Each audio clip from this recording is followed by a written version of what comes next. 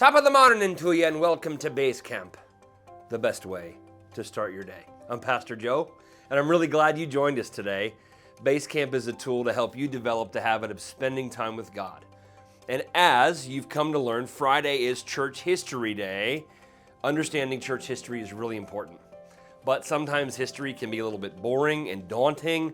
So my aim on Fridays is to give you little pieces of church history to help you understand the whole a little bit more. And maybe you could have guessed by my intro who we're going to talk about today, one of the most misunderstood figures of church history, Patrick of Ireland. You may know him as Saint Patrick and connect him to four-leaf clovers and pots of gold. Somehow, St. Patrick's Day has become a day when people party and drink green-tinted beer. We do him a terrible disservice to celebrate his day this way. So, let's see if we can set the record straight a little bit on Patrick of Ireland. Patrick was born in the late 4th century in Britain. His family was Christian, but he would say later that he really didn't know God truly when he was young. We don't know a whole lot about his childhood, but one thing we do know is that when he was a teenager, maybe around your age, his town was attacked and he was taken away into slavery in the region that we now know as Ireland. And during his slavery, he took care of pigs on a farm. Now, some people have a story about being brought up in a Christian home. Other people heard about Jesus at an evangelistic outreach, or others may have had a friend in school or a neighbor that taught them about Jesus. But Patrick's story was that God just did something miraculous in him.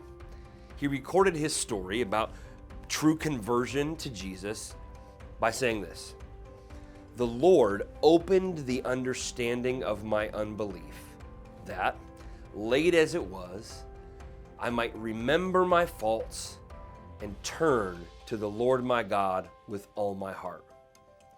And he had regard to my low estate and pitied my youth and ignorance and kept guard over me even before I knew him, and before I attained wisdom to distinguish good from evil. And he strengthened and comforted me as a father does a son." After he became a Christian, Patrick became a man deeply committed to prayer. And during one of his times of prayer, he felt as if God was pressing on his heart to escape his slavery. And so he did. He escaped, he found a ship, he sailed away. He actually spent several years in a monastery on an island in the Mediterranean Sea. Eventually, he returned to his home in England. But one night he had a dream. And in the dream, there was a man from Ireland who had tons and tons of letters, and he delivered one to him. And in the dream, as he started reading the letter, he heard a voice of somebody calling him to come back to Ireland.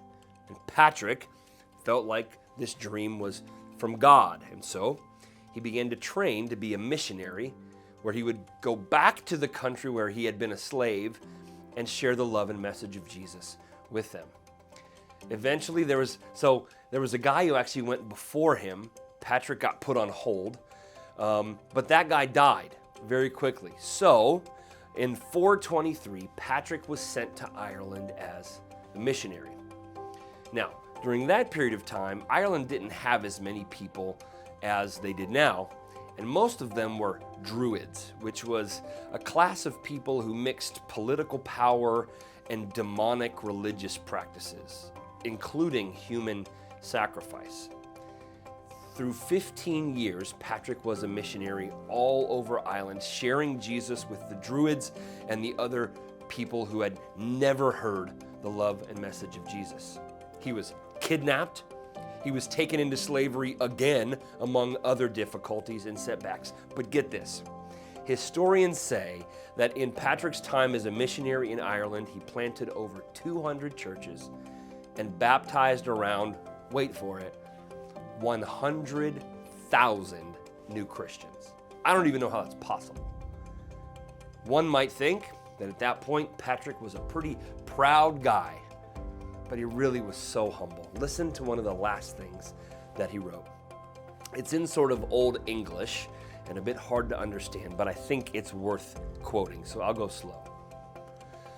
But I pray those who believe and fear God, whoever has deigned to scan or accept this document, so whoever's reading this book, composed in Ireland by Patrick the Sinner, an unlearned man to be sure, that none should ever say that it was my ignorance that accomplished any small thing which I did or showed in accordance with God's will.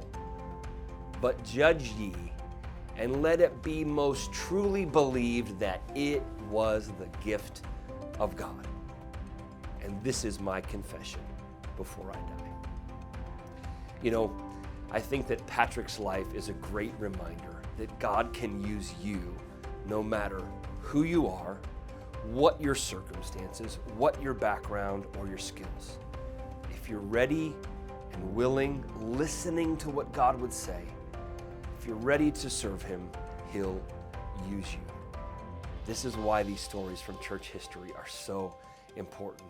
We're reminded that God does miraculous things through very normal people. Have a great weekend. We'll see you back here on Monday for another version of BASECAMP.